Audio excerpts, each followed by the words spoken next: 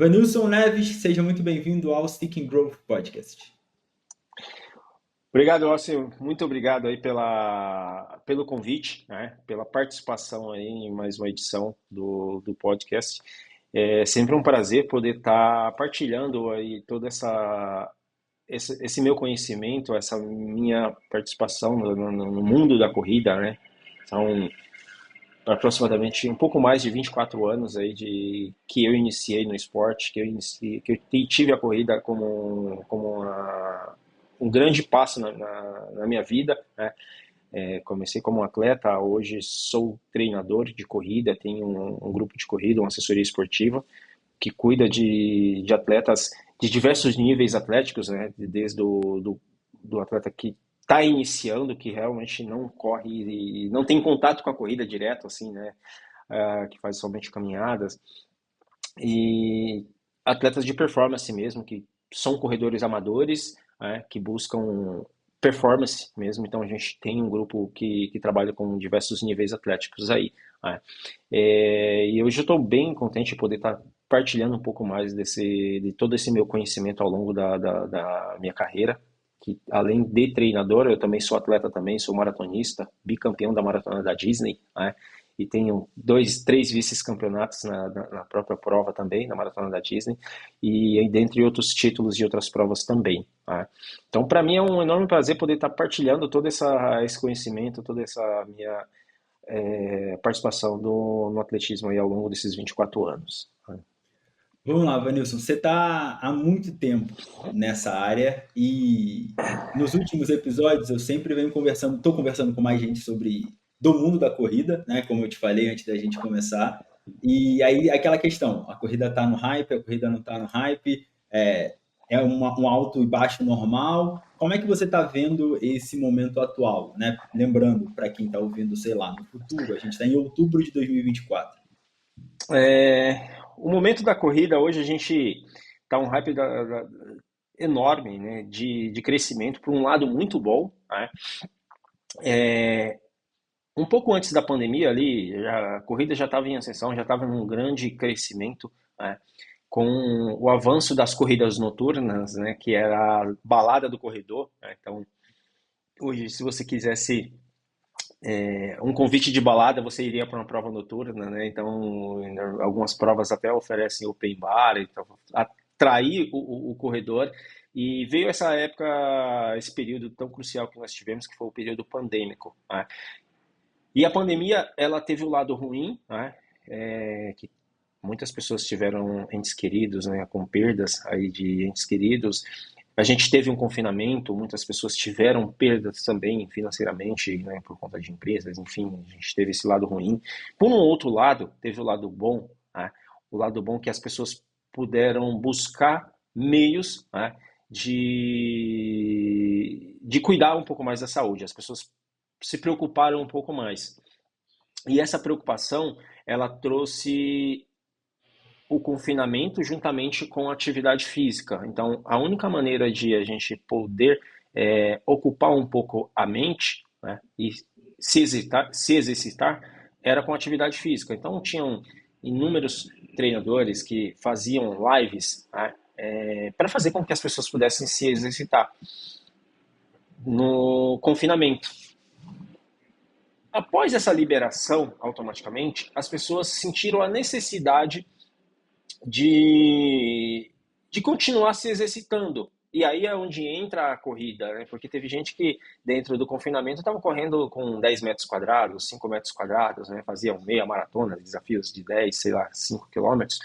Eu não entrei nessa onda, mas, mas as pessoas tiveram essa necessidade. A partir do momento que elas começaram a liberar esse acesso, de ter esse acesso liberado para atividade física, né, enfim, para inúmeras atividades, né, no dia a dia, no cotidiano delas, elas sentiram a necessidade de ficar dar continuidade à atividade física. E aí é onde entra esse crescimento da corrida, porque simplesmente as pessoas tiveram essa necessidade e elas deram continuidade a, esse movimento e, consequentemente, aumentar o número de provas, aumentar o número de participantes, os organizadores também cresceram, né, com inovações de diversas provas, distâncias, enfim. E a gente teve um crescimento aí nos últimos 4 anos, mais ou menos, né, de provas, de corredores. E hoje a gente pega aí principalmente essa nova geração, né, que são pessoas que buscam a corrida como uma válvula de escape, uma atividade paralela aí para ela se movimentar. As pessoas estão se cuidando um pouco mais, cuidando da saúde. A gente precisa aumentar ainda mais esse leque, tá? Mas a gente, para quem já está há muitos anos aí no mercado, a gente nota grandemente esse crescimento, né? Então, para nós, isso é muito vantajoso, tá? Fazer com que reconheça esse lado que as pessoas realmente elas estão se cuidando um pouco mais. E você acha que tem algum lado negativo nisso também? Porque, trazendo umas analogias, né? Sei lá, outros cenários, quando a gente tem um aumento muito repentino de alguma coisa, tem lados bons e tem lados ruins. Você tá vendo algum lado ruim também nisso? Alguma coisa, sei lá, tipo, não sei, talvez disseminação de desinformação, algo assim? Ou não? Não. Tem, tem. Mas aí é assim, em todas as áreas tem é uma via de mão dupla, né? Então você tem um lado positivo, que você tem um crescimento, e isso é importante porque vê que o mercado ele está movimentando e ele aumenta esse leque de todas as formas. Então aumenta o número de corredores, aumenta o número de provas, aumenta o número de organizações, né? Aumenta a participação de empresas que trabalham com acessórios, aumentam a produção de tênis, de marcas esportivas que querem investir um pouco mais. Então, assim, o leque da corrida ele é muito grande, né? Então, hoje, se você vai falar o que precisa para você correr, então você precisa de um tênis, né? A gente fala do básico, né? Você não precisa de muito para correr, realmente não precisa de muito. Mas quando você entra existe até uns memes, né, que é bem engraçado, que isso faz muito sentido, né? Você entra numa pirâmide, né? Porque você entra num tênis, entra na meia, entra num shorts. Aí quando você vai olhar, o gasto é muito maior, né? Mas aquela vantagem também, aquele cenário que você vai gastar o que você está ao teu alcance, né? Sim. Mas dentro dessas condições, a gente vê que está tendo um crescimento repentino de pessoas que estão se movimentando, que elas estão correndo, porém, a gente também tem o número de informações. Hoje, as plataformas digitais, elas traz os geradores de conteúdo, né? As pessoas trazem muitas informações, mas às vezes as pessoas trazem essas informações que são informações não realmente com números corretas. Então, hoje a gente tem muita gente que traz informações de corrida, informações técnicas, que pessoas que não têm informações técnicas, tá? Você é um influenciador de conteúdo digital, ok? Mas às vezes o conteúdo que você está abrangendo não é um conteúdo, né, técnico, é um conteúdo técnico, porém você não tem licença para falar disso, tá? Então a gente tem essas informações. Mas aí, quem está ouvindo aquilo, quem está assistindo aquilo dali, é que também precisa filtrar, né? Entender que o influenciador, ele é um influenciador, né? Ele tem uma figura que ele precisa falar aquilo. Só que às vezes o que ele fala não é algo correto. Então, assim, eu como um influenciador, como um empreendedor, né, e como atleta, né, eu tenho formação acadêmica para poder abordar aquele determinado assunto. Mas não é porque eu tenho aquilo dali, eu vou pular uma outra área, né, e falar de uma área que não cabe a meu respeito, né? Então eu acho que existe esse leque, né? A, a corrida, assim como outras modalidades, assim como outras áreas, são muito específicas. Hoje a gente pode falar de biomecânica, a gente pode falar de lesões, né, que entra na área da fisioterapia, na parte da nutrição, mas são várias áreas que dá para a gente ver esse cenário, né? Mas você, como somente um influenciador, você não pode ter esse cenário de querer pular a cerca do vizinho, sabe? Aquele não te pertence àquela área, aquele terreno não te pertence. Então, isso vai fazer com que você passe informação, talvez não seja uma informação técnica ali e você não tenha essa licença para poder falar. Sim. E quais os principais erros que você está vendo a galera que está começando a cometer? São vários, né, cara? Assim, hoje a gente tem uma. A maior preocupação é a longevidade na corrida, né? As pessoas pulam etapas, né? Hoje, para você construir um empreendimento, você precisa começar a ter o terreno, né? Depois você começa com a fundação. Na verdade, aí você vem construindo essas etapas, né? Até você chegar ao objetivo final, que é entregar o teu empreendimento ali. E as pessoas, ela simplesmente, ela tem essa, ela quando ela escolhe o terreno, né, e começa na fundação, às vezes da fundação ela já quer ir lá para o último andar e não é por aí. Né? Então a gente começa a ver que as pessoas começam numa corrida de 5K, ela foi a primeira corrida dela de 5K e depois ela já quer ir para uma meia maratona, sabe? Ela não tem esse alto poder de crescimento, sabe? E isso impacta geralmente para as pessoas, porque elas precisam gerar conteúdo, porque as redes sociais acabam impactando nesse lado, né? As pessoas acham que gerar conteúdo é somente eu falar que eu bater no peito e falar que eu sou um maratonista. E não é por aí. Você, a partir do momento que você tem esse poder de influenciar as pessoas, você também tem que ter muito cuidado com o que você está influenciando para as pessoas. Né? Porque eu posso falar hoje, começar numa corrida de 5K e de repente eu falo assim, eu quero me superar e fazer uma maratona mesmo que não esteja preparado, né? E aquilo que você está fazendo, você está influenciando outras pessoas. Você machucou no caminho, mas aí, vou tomar um anti-inflamatório porque eu estou machucado e eu preciso treinar, que eu preciso entregar minha maratona a todo custo. Você está influenciando outras pessoas a fazer isso também, e não é por aí, sabe? Então, eu acho que você precisa ter esse controle, ter uma orientação profissional, mesmo que você seja um influenciador, você precisa gerar conteúdo, né? Você precisa ter esse controle também. Tá? Ninguém sai dos 5 seguidores, 10 seguidores para 100K de seguidores, entendeu? Você tem uma construção, até nisso você tem uma construção, entendeu? Então não é por aí. Não adianta você ativar o robô ali e falar, olha, eu vou fazer isso. Era muito fácil eu ficar deitado no sofá ali e falei assim, uma hora o resultado vai chegar, entendeu? Não é por aí. Você precisa colocar a mão na massa e trabalhar. Tá? Boa. E tentando dar uma simplificada, é sempre complicado, né? Eu também, como profissional de educação física, eu sei que é complicado falar assim, ah, não, Vanilson, porra, qual que é a progressão que a galera tem que seguir? É muito complicado, é uma coisa bem individual e tal. Mas se você pudesse dar dicas gerais, sabe? Ah, pô, eu sou iniciante, tô no zero, tô no zero. E aí depois eu vou até trazer um outro cenário para você. Mas eu sou iniciante, tô no zero, tô sedentário. Como é que eu começo a correr?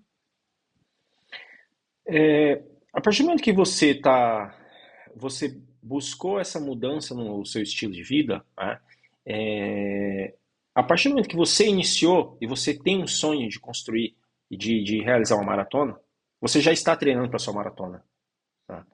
Ele vai demorar um pouco, mas tudo bem, 2, 3 anos é um sonho, né? Você tem um objetivo e aquilo dali está sendo construído. A partir do momento que você dá os seus primeiros passos, você já está construindo. Quando a criança ela começa a dar os primeiros passos dela, né, ela cai, ela volta, é isso. Ela vai tentar várias vezes. Aquelas tentativas, ela é um treinamento para a criança. Tá? Ela é um treinamento. E é isso que as pessoas elas esquecem, sabe? Que elas começaram engateando até elas dar os primeiros passos, depois elas começaram a andar mais rápido e depois elas começaram a correr. Tá? E aí a progressão para uma maratona de uma maneira sólida, de uma maneira segura, é exatamente essa. Você precisa construir etapas.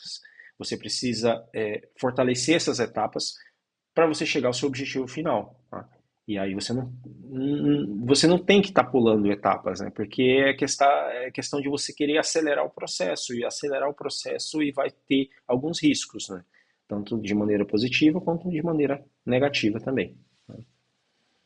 Então, quais cuidados, assim, se atentar no começo? Mais ou menos, quantas vezes na semana uma pessoa que está parada pode começar correndo? 2 vezes, 3 vezes? Tem que fazer fortalecimento desde o começo? Não tem? O maior cuidado que ela precisa ter com a saúde dela é o fato de ela procurar uma orientação profissional. Esse é o primeiro ponto. Tá? Então, assim, você não vai querer se submeter a entrar numa zona desconhecida. O que serve para o coleguinha, às vezes não serve para mim. Eu vou fazer o treino do meu colega. Eu cheguei a correr meia maratona com o treino do meu amigo. Ok, beleza. É igual você ir ao médico lá e ele vai te receitar o quê? Você tá com esse tipo de doença, eu vou te prescrever isso daqui. Você vai pegar a mesma receita de dar para tua mãe, para o teu primo? Você não vai fazer isso. Se ele, embora ele esteja com os mesmos sintomas, porque às vezes um deles pode ser alérgico a um determinado medicamento, né? E aí você não pode fazer essa xerox de medicamento, né? Então começa por aí. Então, o primeiro cenário que ela precisa ter de controle é o fato de ela procurar uma orientação profissional, né? E levar ao profissional os objetivos dela. E, juntamente com isso, ele vai fazer com que a pessoa trace as metas, né? Então, beleza, você está começando hoje, olha, daqui a 3 anos, nosso objetivo vai ser fazer uma maratona. Minha sugestão é você fazer isso, porque, na verdade, o treinador, a função dele é essa, de sugerir, tá? Olha, daqui a 2 anos você consegue fazer uma maratona, entendeu? Então, ter esse cenário de entendimento. Às vezes você pode dar os primeiros passos ali, você não corre nada, mas pode ser que daqui a 3 meses você já esteja correndo 5K. Pode ser que daqui a 3 meses você já esteja correndo 10K. Tudo vai depender da tua evolução. E aí você precisa fazer fortalecimento, ter um controle de cargas ali, porque eu consigo correr todos os dias, tá? Mas beleza, você consegue correr todos os dias, mas o ideal é que você não corra todos os dias que você começou agora, entendeu? Então não tem a necessidade. Então a gente vamos dividir um pouco mais. Vamos fazer 3 vezes na semana, 3 corridas, 3 fortalecimentos, ou você pode fazer, eu não consigo fazer 3 fortalecimentos, eu consigo fazer 2 corridas e 2 fortalecimentos, ok? Então vai depender muito desse cenário. Então quando você trabalha com corredores amadores, você precisa entender primeiramente a rotina dele, o que que ele faz, tá? Onde eu tenho que, às vezes ele pode treinar 2 dias, um dia de fortalecimento, um dia de corrida, aí ele precisa dar um dia de intervalo para depois repetir de novo. Às vezes ele pode ter um intervalo maior, às vezes você pode treinar 4 dias seguidos e descansar 3. Isso vai depender muito da progressão e rotina de trabalho dele, né? Juntamente com o treinador é onde vai organizar os treinos dele. Isso aí, então, são várias estratégias que aí é muito pessoal, tá? Que precisa ser feita. Uma coisa, uma pergunta, Vanilson. Cara, a questão da biomecânica, né? Porque, assim, eu ouço várias pessoas falando, a gente nasceu para correr e eu estudando, eu realmente acho que a gente nasceu para correr. Inclusive no começo do ano, onde eu falei que ia começar a correr mais e tal, estava me preparando para minha primeira meia maratona. Eu falei, cara, eu acho que é uma coisa tão natural para gente que, por exemplo, eu faço CrossFit há anos, né? O meu nível de condicionamento físico é bom se a gente pensar numa média da população geral. Só que se eu saísse para correr, sei lá, 5 quilômetros era de boa até. Agora, 8, 10, 12 já era assim, um bagulho que já começava a ficar ruim, sabe? Eu falei, pô, eu acho que eu tinha que aguentar correr mais. E por isso que eu comecei a correr mais. Mas a gente fica anos sem correr, né? Beleza, a gente nasceu correndo. A gente nasceu, engatinhou, andou e aí começou a correr. E até uns, vamos botar a maioria das pessoas, é que hoje em dia, com o nível de sedentarismo que tá, mas na minha, ó, tenho 32 agora, na minha idade até 18 anos, pelo menos, até na escola ali, todo mundo ainda fazia educação física, a grande maioria ainda praticava algum tipo de atividade, então a gente ainda corria. Mas, a partir dali, muitas pessoas não faziam mais nenhum esporte. No máximo, musculação, e ficaram, sei lá, 10, 12 anos sem correr. Essa pessoa pode simplesmente começar a correr de novo ou ela tem que tomar alguns cuidados e é melhor ela receber algumas orientações em questão de, aspas, técnica, né? Biomecanicamente, o que, que seria melhor para ela, se ela está correndo certo, aspas de novo, errado. O que, que você me diz? Eu vou te devolver uma pergunta. Você sabe correr? Aí é uma boa pergunta. Não sei se eu sei correr. Eu acho que eu sei correr. Eu diria que você sabe correr. Sim. Todo mundo sabe correr. Certo ou errado, ela sabe correr. Do jeito dela. Se é certo ou errado, é o jeito dela. Todo mundo sabe correr. Agora, quando você fala em melhorar sua corrida, eu corro do meu jeito 30 minutos nos 5 quilômetros. Eu quero melhorar a minha corrida porque eu quero correr 29 minutos. Então você precisa melhorar a sua eficiência mecânica. Então você precisa melhorar a sua técnica. Uhum. Entendeu? Aí você precisa melhorar a sua força. Aí é algo específico. Então você busca algo mais específico, é diferente. É isso que eu perguntei. Você sabe correr? Você Entendi. sabe. Do seu jeito. Entendi. Todo mundo sabe correr, do seu jeito. Não tem certo e nem tem errado. É o seu jeito. Mas quando a gente fala de eficiência mecânica, aí você está entrando num lado muito mais específico. Né? Então aí você realmente precisa desses cuidados, que é melhorar a sua postura, ver se você está conseguindo melhorar a sua força, melhorar a sua técnica, né? Melhorar a sua força de explosão, trabalhar, fazer treinos diferenciados. Né? Então são vários fatores que a gente tem que pensar em melhorar, né, quando você fala de eficiência. E o que na parte da técnica ali que você diria que é primordial? Uma dúvida da maioria das pessoas que começa a correr, por exemplo, que foi uma dúvida minha na hora que eu estava começando a estudar um pouco Quando a mais. gente Ah, eu fala, quando a tenho. gente fala em técnicas de corrida, né, toda modalidade, isso é um assunto que tanto se aborda, né, e tanto se vê no mundo afora, é que as pessoas falam que não tem a necessidade de falar, de fazer educativos, por exemplo. Todas as modalidades esportivas, né, eu falo em todas as modalidades esportivas, eu particularmente eu desconheço alguma que não tenha, tem exercícios específicos da modalidade, que são os famosos treinos de educativos. Todas as modalidades, eles têm exercícios específicos da modalidade. O treino de educativo, ele é um treino específico da modalidade. Ele entra como uma fonte de aquecimento. Tá? Mas ele pode ser inserido como uma sessão de treino. Ele pode ser inserido como uma sessão de treino. Como? Se eu, num treino de aquecimento, por exemplo, eu tenho lá, vamos supor, eu corri 10 minutos, eu caminhei 10 minutos e fiz 3 repetições com 4 séries de 10, 15 metros de exercícios educativos. Então, eu posso inserir 4 exercícios de educativos. Mas eu posso fazer isso, dobrar essa média ou manter o mesmo volume, aumentar o número de repetições com diversos números de exercícios. Eu posso te dar 30 minutos só de treinos educativos. Eu posso gerar isso como somente uma sessão específica. Porque você precisa melhorar a sua eficiência mecânica. Então a gente vai trabalhar a sua eficiência. Tá? Então estão vários cenários que você precisa melhorar. Então eu posso trabalhar exercícios de baixa intensidade, de média intensidade e de alta intensidade. Eu posso trabalhar exercícios com baixa mobilidade, com média mobilidade e com alta mobilidade. Então são vários exercícios que aí eu posso combinar com exercícios e fazer com que isso gere um aumento, né, da sua eficiência mecânica. Então depende muito do cenário que você precisa ter por um momento.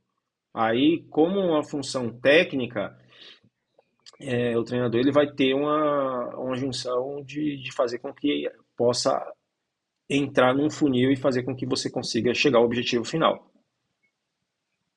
Entendi, entendi. Esse ponto aí que você levantou é real, né? Não tem, por exemplo, no CrossFit da vida. A gente faz inúmeros educativos de inúmeros movimentos, já que a gente trabalha uma porrada de modalidades diferentes, né? Por exemplo, na corrida até, no CrossFit, assim, né? Como a metodologia, ela tem a sua própria fonte de educação, vamos dizer assim, né? Eles ensinam os treinadores. Na corrida, eles propõem o uso do pulse method. E aí, geralmente, nas aulas tem algumas aulas, né, em alguns lugares, tem educativos do pulse method para tentar melhorar a eficiência da corrida dentro do CrossFit, por exemplo. Você acha que é uma boa? Exatamente. É algo muito específico, né? Então, assim, dependendo da situação, dependendo do teu atleta, do perfil do teu atleta, aonde você quer chegar, o que você precisa trabalhar, se você está falando lá, eu que preciso trabalhar eu tô com um atleta iniciante, o objetivo dele é daqui a 2 anos fazer uma maratona, o- a função do treinador é identificar qual é a necessidade daquele atleta. Então, primeiramente, eu preciso melhorar um pouco mais de força dele. Ele já está fazendo trabalho de força. Então, eu preciso melhorar essa mecânica dele. Às vezes, você pode ser iniciante, mas você não tem tanta necessidade de fazer exercícios com alta intensidade de exercícios educativos. Tá? Uhum. Então, aqueles médios. Então, dependendo da situação, né, às vezes você pode pegar uma pessoa que ela é iniciante na corrida, mas ela teve uma vida muito ativa em outras modalidades. Então ele tem uma habilidade, né, motora totalmente diferente de um cara que nunca fez atividade física na vida. Tá? Então isso é muito pessoal. E dentro do grupo de corrida, você consegue identificar isso. E aí quem está monitorando essas atividades que precisa identificar qual a dificuldade do atleta naquele momento. Então, às vezes, o que acontece? Você normalmente o ideal é você começar exercícios com uma maior combinação motora. Você precisa começar os exercícios educativos, por exemplo, com maior combinação motora. Se você deixar aquele exercício para o final, o fato do sistema nervoso central dele já estar cansado por conta daquele número de repetições diferentes que ele nunca fez na vida, às vezes ele não consegue assimilar aquele exercício. Não é que ele não saiba fazer o exercício, é porque é um exercício que exige muita coordenação motora e muita combinação do sistema nervoso central dele, ele não consegue fazer aquele exercício porque ele já está cansado. Então você precisa ter uma outra estratégia. Então depende muito do que você está abordando, o que você quer fazer. Para que tipo de exercício você quer trabalhar. Então no nosso grupo a gente tem essa diferenciação, entendeu? Por exemplo, às vezes o atleta tem uma dificuldade de aumentar, de elevar um pouco mais o joelho. Mas por que ele tem dificuldade? Você, às vezes, faz uma ativação, eu preciso que ele faça um determinado exercício. Eu estou percebendo que ele está com a dificuldade. O que eu vou fazer? Eu vou trabalhar um outro exercício para fazer com que ele melhore aquele outro. Então, se ele está com dificuldade de elevação dessa potência, né, de execução de movimento, eu preciso trabalhar um pouco mais de exercício de potência para fazer ele ativar aquele tipo de exercício para eu voltar naquele outro. Então, isso é uma estratégia muito técnica, né? E aí você, como Sim. treinador, você precisa ter esse feeling ali e entender o que você está tentando aplicar. É algo muito estratégico. Tá?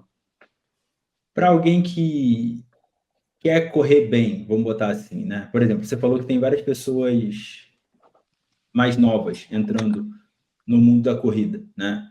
E geralmente pessoas mais novas têm uma pegada, geralmente não, né? Mas às vezes, tá? Independentemente da idade também, né? Temos pessoas mais competitivas e pessoas menos competitivas. E aí, vamos botar que uma pessoa quer fazer uma maratona abaixo de 3 horas, quer fazer uma meia. Qual que é o padrão? Eu nem sei os padrões. É tipo, se você. Não padrão, né? Mas se você quer fazer uma maratona abaixo de 3 horas, você tem que ter feito uma meia, entre aspas, você tem que ter feito uma meia em quanto? Mais ou menos. Numa média ali de uma meia, abaixo de 1 hora e 26. Abaixo de 1 hora e 26. Em 10 quilômetros em quanto, mais ou menos? Abaixo de 40. E 5. 18. 18. Tá. Então, uma pessoa mais ou menos nesse cenário aí, você diria que ela vai evoluir muito mais rápido, vai ser muito melhor para o desenvolvimento dela, para a evolução dela, se ela tiver treinos presenciais. Porque hoje, por exemplo, né, até com crescimento de influenciadores, crescimento de rede social, crescimento de assessorias puramente online, a pessoa às vezes nunca tem contato com o treinador, né? O treinador às vezes nunca viu ela correndo. Planilha prescrita e ela segue. Para uma pessoa que quer se desenvolver, quer se tornar assim, competitiva nesse cenário, não estou dizendo também competitivo a ponto de profissional, não. Competitivo mais amador, assim. Você diria que ela evoluiria muito mais se tiver essa frequência ali com um treinador de olho? Cara, hoje em dia a gente tem ferramentas que faz com que a gente possa ter inúmeros contatos com o atleta que faz os treinos online, por exemplo. Né? Hoje, com o avanço da tecnologia, a gente consegue, por exemplo, ter um vídeo da pessoa correndo, você consegue avaliar, você consegue filtrar algumas coisas. Né? Então, tipo, beleza, vamos fazer uns treinos educativos aqui de forma online. Você consegue fazer essas correções, você consegue mandar vídeos para as pessoas fazerem esse tipo de exercício. Tá? Hoje, dentro desse cenário, por exemplo, vou te dar um exemplo aqui. Hoje, no grupo, no nosso time hoje, no Subelite, tem uma aluna que a Marília, né, Marília Queda, ela correu recentemente a meia maratona de Cardiff, tá, nos Países de Gales. Ela fez sub 1h25, ela correu 1h24, 1h24,59. A Marília treina comigo há 7 anos. A Marília, quando veio correr comigo, veio treinar comigo, ela tinha 57 minutos nos 10K. A Marília é sub 40. Entendeu? Então é um processo. Quando lá no início da nossa conversa, quando eu falei que é todo esse processo que você precisa ter o terreno, depois fazer a fundação e vir crescendo etapa por etapas, é exatamente isso. Marília levou 7 anos para correr abaixo de 1h25. Entendeu? Então, assim, ter esse crescimento, né, todo esse processo, isso leva tempo. E o que está acontecendo é que as pessoas hoje em dia elas estão muito imediatistas. Elas Sim. querem as coisas muito rápidas e não é por aí. Tudo é um processo. A corrida ela não é um fast food que você simplesmente abre o aplicativo lá e pede. Não é por aí. Entendeu? Existe um processo. Foram 7 anos para a Marília correr abaixo de 1h25 na meia. Entendeu? Ela E eu foi acho que, paciente. E ela foi sim, paciente nesse processo. eu acho que as redes sociais, elas invertem muito isso, né? Por exemplo, como eu sou do mundo do CrossFit, eu não sei se você vai entender a referência, né? Porque essa galera, como eu sou do mundo do CrossFit, eu vejo bastante gente que trabalha com musculação e faz treinamento de força, e também, agora me interessando mais pela corrida, eu vejo bastante gente do mundo da corrida. E aí eu não sei se você reparou, mas tem um hype além da corrida de um treino híbrido, né? Que eles estão chamando. Aspas, muitas aspas, porque híbrido pode ser praticamente qualquer coisa. Pode ser literalmente qualquer coisa. Então, tem uns caras lá fora, por exemplo, né? Nick Bare, que é um cara bem conhecido, tem um canal no YouTube grande e tal. O cara corre muito bem hoje em dia, principalmente pro tamanho dele. Ele pesa uma média ali de 90 quilos, tem 1,86 m, assim, pesa 90. Ele fica ali na média de 90 quilos quando ele está se preparando para correr bem. E tem uma maratona para 2 horas e 39. A última maratona dele foi 2 horas e 39, lá na Califórnia. E a galera acha, né, que a galera começou a seguir ele hoje. Aí faz musculação há, sei lá, 2 anos, nunca correu na vida, acha que em 6 meses vai virar o cara, sabe? E como ele tá num foco maior em endurance, ele tá mais seco, né? Tá um pouco menor, mas ele tá muito trincado. E pela internet, você não vê que ele tá menor, assim, você só vê que ele tá muito trincado. E a galera acha que isso vai vir do dia para noite. Só que o cara mesmo, a primeira maratona dele foi 4 horas e 15. A primeira maratona foi 4 horas e 5, a segunda foi 4 horas e 15. Isso há 8 anos, se eu não me engano. Há 8 anos. Então, a gente tem que tomar muito cuidado com isso nas redes sociais, né? De ver a pessoa e querer o resultado daquela pessoa para ontem, sendo que aquela mesma pessoa está naquele processo há anos. É. Não, mas é exatamente o que eu estou abordando, né? Sim. Porque a Marília levou 7 anos para correr abaixo de 1h25 e as pessoas elas estão muito imediatistas e não é por aí. Elas precisam ter esse controle, entender que ela está iniciando hoje, mas daqui a 5 anos, daqui a 3 anos, ela vai estrear na maratona. E ter esse processo, mas o problema é que as pessoas não querem fazer isso, né? Não, as pessoas no geral, né? Não estou falando que Sim, tem todo várias mundo está pessoas fazendo que isso, né? querem, mas de uma maneira geral, Elas tem têm muitas assim, pessoas que estão imediatistas. E como é que mas você, eles, como treinador, trabalha isso lá dentro do Subelite? É Subelite o nome da isso. assessoria, né? Da Subelite, Quando o aluno, a gente tem esse plano, né? A gente busca entender o que, que o aluno busca, o que, que o aluno tem como planos e a gente mostra o melhor caminho. Tá? Uhum. Ele, daqui a 2 anos, quer fazer uma maratona. É possível? Tá? O aluno, ele já, normalmente, quando ele treina conosco, eles já sabem mais ou menos como é a nossa abordagem. Né? Então, assim, você busca uma longevidade, realmente é isso. Tá? Mas já aconteceu casos e casos de a gente querer, de o aluno querer algo, eu falei, cara, eu não vou mentir para você, eu vou falar o que está dentro do meu alcance. Não é sobre não acreditar em você, acreditar nos teus sonhos, mas eu não trabalho desse jeito. Né? E ter sinceridade. Melhor às vezes você ser sincero e falar que é real para a pessoa do que realmente você querer acreditar no que ela está falando, que você sabe que aquilo dali é difícil, né? e depois você simplesmente, talvez ela não conseguir e ela te acusar de falar que você simplesmente falou para ela que era possível, entendeu? Então depende muito da abordagem aí que vai acontecer. Não, legal, legal. Acho que acaba virando uma questão de cultura também, né? Acho que ela entra num grupo de pessoas e de treinadores que já tem aquela filosofia, ela meio que ou aceita e abraça a cultura, ou naturalmente vai acabar saindo e procurando Ela não se identifica, né? alunos, né? Acaba não se identifica com aquela metodologia, com aquele planejamento, e aí ela acaba buscando um meio que seja mais acessível para ela, né? Mas o mercado é muito amplo e aí tem espaço para todo mundo, né? Sim, com certeza, com certeza. E para você, Vanilson, assim, conta um pouco sobre como é que você começou na corrida e o que que a corrida como atleta significa para você. Eu comecei num projeto social lá em Fortaleza, né? Que eu sou natural de Fortaleza. E eu comecei num projeto social através de atividades mesmo diárias, juntamente com meus irmãos. É, e aí participei do atletismo. No primeiro ano, para mim, foi mais algo mais recreativo mesmo. E na sequência vim participando de corridas, fiz algumas viagens estaduais, depois passei a fazer viagens interestaduais. E aí eu, juntamente com alguns amigos, com um amigo, né, que era treinador, na verdade, da minha ex-treinadora, ele me deu uma indicação para eu participar de uma seletiva no Pinheiros, né, no Esporte Clube Pinheiros, aqui em São Paulo. E aí eu passei num teste lá, defendi o Pinheiros por 3 temporadas, né? Aí na sequência eu voltei para Fortaleza, fiquei fazendo mais provas de rua, porque nessa época eu fazia mais provas de pista mesmo, né? Porque na época eu ainda era, a gente chama na categoria juvenil, né? Que era até 19 anos ali, ficava fazendo prova de pista. Continuei até os meus 22, 23 anos ali nas provas de pista, depois eu comecei a migrar para as corridas de rua, tá?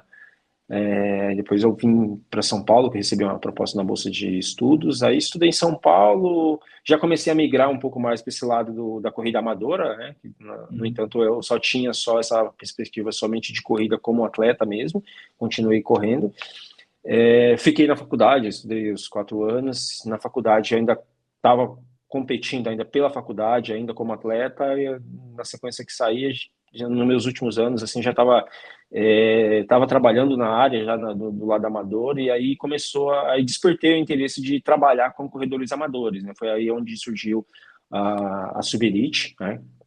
Depois que eu peguei o registro como formado, tudo aí eu quis seguir carreira solo, né? Abri minha empresa, né, da assessoria. Fiz um trabalho de formiguinha, né? Você vai acreditando naquilo dali, traçando estratégias, né? Buscando meios para fazer com que você seja reconhecido como atleta, como treinador, e não só como atleta, né? Então, esse foi uma grande dificuldade que eu tive no começo, né? Porque o Vanilson atleta é uma coisa, o Vanilson treinador é outra. Então, você fazer com que as pessoas entendam que aquela tua metodologia de trabalho, porque serviu para você, ela precisa servir para as outras pessoas. E elas ter esse reconhecimento, hoje, uma empresa média aí, ela leva em média 2, 3 anos, mais ou menos, para ter um reconhecimento nacional, né? Ter um reconhecimento de realmente aquilo dali vai funcionar no mercado, né? E foi mais ou menos basicamente isso que a gente começou a crescer, né? Dentro das assessorias em São Paulo. Então a gente levou um certo tempo ali para as pessoas entenderem que realmente a Subelite fazia parte de uma nova empresa, de uma nova era, ter esse mercado dentro do meio dos corredores. E aí a gente foi crescendo, buscando novos alunos, os alunos foram indicando, e aí vai crescendo, vai fortalecendo. Hoje a Subelite tornou-se uma das grandes referências de corredores, não só em São Paulo, no estado de São Paulo, mas em todo o Brasil. Aí a gente tem corredores fora do país também, tá, que utiliza nosso método de treino. Então, hoje a gente tem uma referência de corredores rápidos, né? Embora a gente não tenha tantos corredores rápidos assim como a grande massa da corrida, porque hoje a gente também trabalha, embora a assessoria leve o nome de subilite, mas a gente tem a grande massa dos corredores, são corredores amadores normais, né?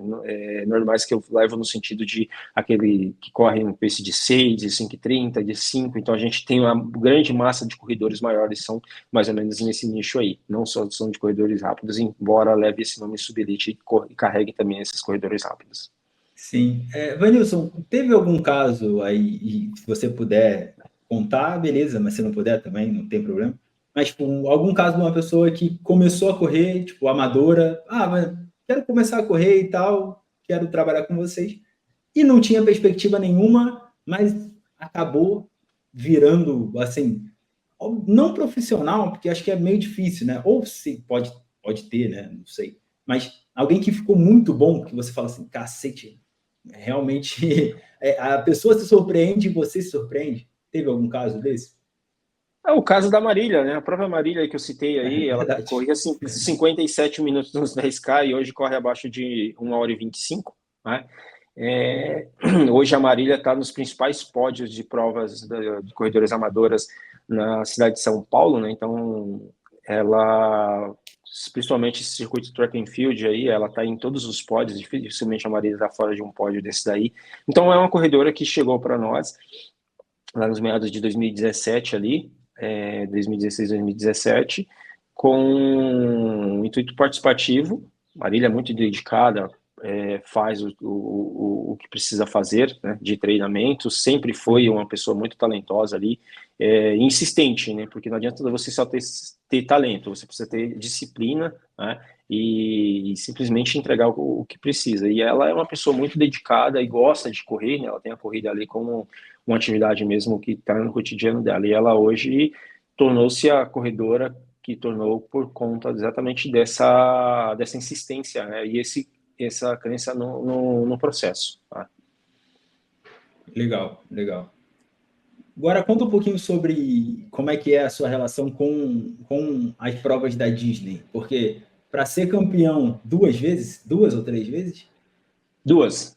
duas vezes campeão e pódio outras vezes, eu imagino que tenha um carinho especial e tenha, às vezes, um foco de preparação, alguma coisa assim, ou não? Estou enganado. Sim. O meu primeiro contato com a Disney foi em 2017, né, através de um projeto com uma empresa, que eles aceitaram o meu projeto de correr, fazer o Doping Challenge, né, que era o desafio do Dunga.